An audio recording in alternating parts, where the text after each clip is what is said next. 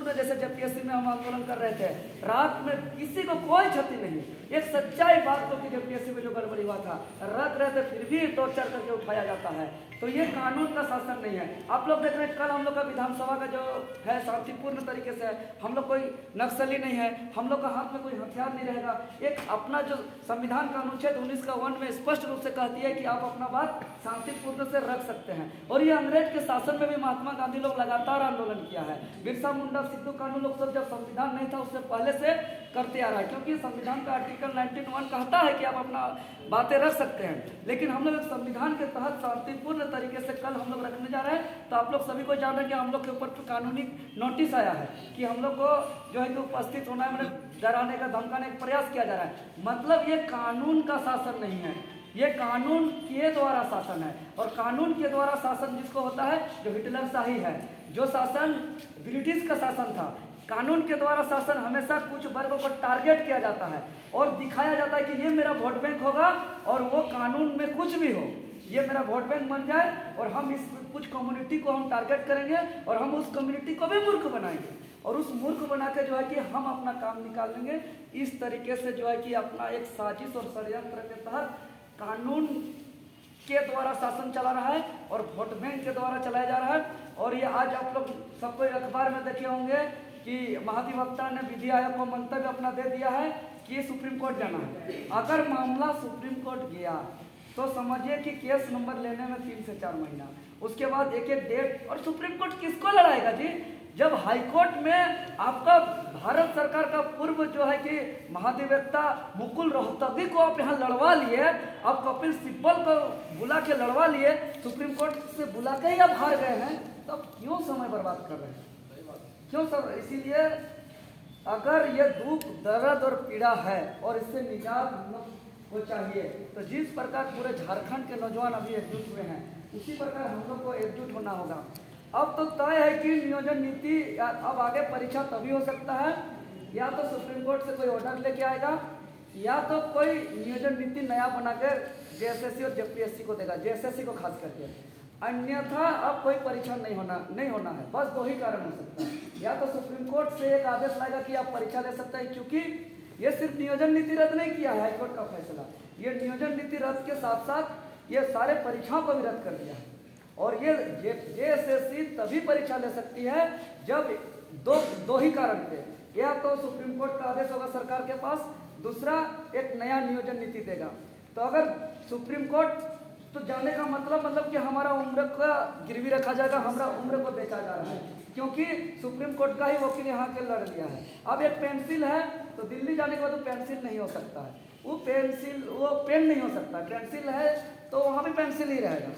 और यहाँ सब बहुत ही एक हायरिंग में करोड़ों रुपये खर्चा किया गया इस केस में, उसके बावजूद भी ये केस नहीं टिक पाया, मतलब वहाँ जाकर सिर्फ समय का बर्बाद हो गया। अब दूसरी बात, अगर नियोजन नीति बनेगा तो आप लोग जान रहे हैं कि नियोजन नीति मान के चलिए बन जाएगा, हम लोग दबाव देंगे तो आप लोग नहीं रहिएगा तो नियोजन नीति 29 राज्य में अपना अपना नियोजन नीति है, लेकिन 29 राज्य का नियोजन नीति 3rd और 4th ग्रेड के लिए अपने राज्य वासियों के लिए है, अपने राज्य हित के लिए है। ये नहीं कि हम नियोजन नीति लागू हो जाएगा, परीक्षा लिखने का खुशी नहीं होना चाहिए। और हमेशा खुशी इस बात की होना चाहिए कि तृतीय और चतुर्थ वर्ग में जो इस राज्य के हैं, जैसे बाकी 2800 राज्य में जिस प्रकार से तृतीय और चतुर्थ वर्ग में उसी राज्य के लिए है, उसी प्रकार यहाँ भी बने तृतीय चतुर्थ वर्ग के लिए, तो ये अपना ही राज्य वालों के लिए बने। ये कैसे बनेगा? क्योंकि देखिए यहाँ सब जगह के लोग हैं।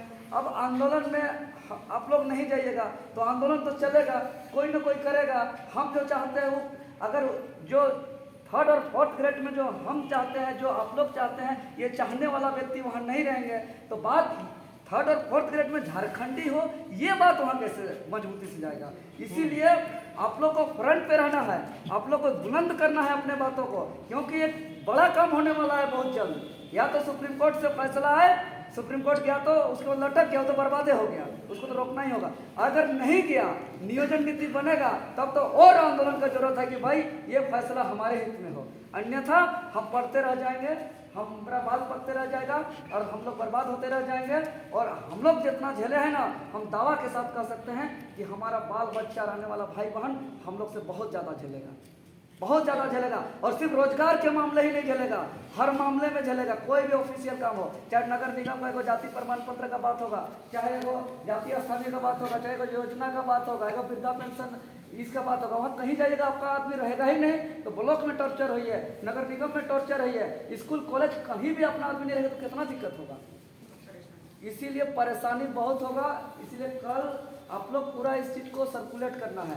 साथ साथ नियोजन नीति चाहिए, लेकिन खास बात इसलिए भी जाना जरूरी है कि आपके हित के लिए चाहिए, क्योंकि आपके हित के लिए चाहिएगा आपको, तभी आपके हित के लिए मिलेगा, क्योंकि आप जब वहाँ पे रहिएगा। अब बताइए कि CNT SPT एक्ट मान लिया कि यहाँ के लोगों के लिए मिला, तो ये बिरसा मुंडा आंदोलन किया तब उसके हित में मिला। कोई दूसरा करता तो उसके लिए ना CNT SPT एक्ट मिलता। बात को समझिए। तो उसी प्रकार नियोजन नीति मान लिया बनेगा भी, तो भाई हमरे बदले कोई और आंदोलन करेगा तो उसके लिए ना बनेगा। तो आपके हित में चाहिए तो आपको आंदोलन करना होगा, आपको अपना बात को रखना होगा, आपको अपना एकता देखना होगा। और जब लगेगा कि नियोजन नीति बनने जा रहा है और मेरा नियोजन नीति नहीं बन रहा, तब वहाँ पकड़िए चीजों को, क्या यहाँ गड़बड़ हो रहा है, इस चीज को देखना है। यहाँ पे चूक हो गया तो उसके बाद फिर कुछ नहीं हो सकता है, फिर वो हाथ से निकल गया। इसीलिए एकदम कॉल बंद हुई है। खास करके जो जिसका राइट है उसको अधिकार है जी तृतीय चतुर्थ वर्ग में, ऐसे बाप का खेत बेटा ही चल सकता है ना। इसीलिए JSSC का, हम JPSC का नहीं बोल रहे, जो संवैधानिक बात है हम वही बोलेंगे। जो कर्मचारी चयन आयोग बोर्ड जो होता है किसी भी राज्य का, वो अपना बाप का खेत के बराबर होता है। जैसे कि मेरा बाप का खेत खिल रहेगा लेकिन मेरा पड़ोसी जाके नहीं जोतेगा, उसी प्रकार JSSC का जो नौकरी होगा, चाहे किसी भी राज्य का कर्मचारी चयन आयोग बोर्ड का जो नौकरी होगा उसी राज्य के लिए होगा, अन्यथा वो वैकेंट रहेगा। क्योंकि बापौती है, वो बापौती बाप का खेत है, कोई दूसरा नहीं जोत सकता है। और वह दूसरा कोई जोतने के लिए भी बहुत ऐसा तैयारी भी चल रहा है, सब आप लोग जानते हैं। हम सारा में सब कुछ बताएंगे। हमको कोई नोट्स नहीं बचना है भैया, हमको बिजनेस नहीं करना है। हमारा एक दर्द है, पीड़ा है, हमको वही दर्द पीड़ा है जो आप लोग का है। और चूंकि हम भी PGT में इतना तैयारी भी किए थे, इसका भी हमको दर्द है, परीक्षा नहीं हुआ, हमको 3-4 महीना हमको कहीं भी नहीं देखे होंगे। तो कहने का मतलब है कि तो कल मन में विचार में लगता होगा कि जाएंगे, क्या होगा नहीं होगा, लेकिन हम बता रहे हैं ये आंदोलन मांगने का बहुत बड़ा एक जरिया होता है। आज दुनिया में जे भी चीज़ हासिल हुआ है आंदोलन, एक चीज़ आंदोलन से हुआ है। चाहे कोई भी चीज़ का उदाहरण दीजिए, आपके हित में कौन एक सा चीज़ है जो आपके हित में बना है और वो बिना आंदोलन का बना है।